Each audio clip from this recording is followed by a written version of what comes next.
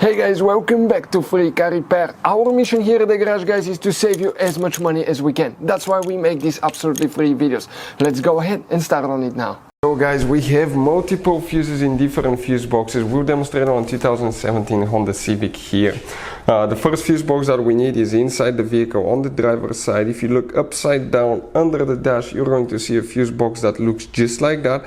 It's located, your OBD port will be right here. It's kind of like right under the dash, guys. That's the fuse box right here. Now I'm going to zoom in a little bit so you can clearly see the fuses, but before we continue, let's explain why it's important to test fuses and relays. That way you don't waste time and money.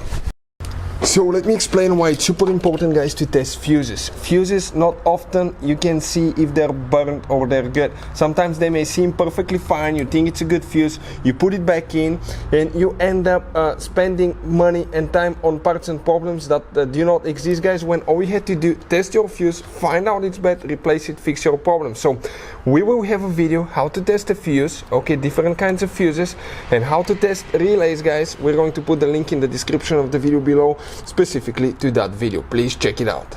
So the fuse that we'll need to check, you can see these fuses are labeled 1 through 13 here, 14 through 26, and 17 and 27 through 39.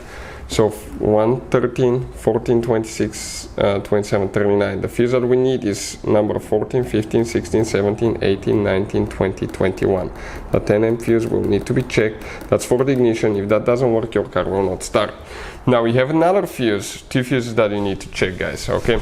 And we're talking about under the hood. When you open the hood, next to the car battery on the right side, that's the fuse box. You just open that fuse cover and you're going to see, guys, fuses that look just like this one.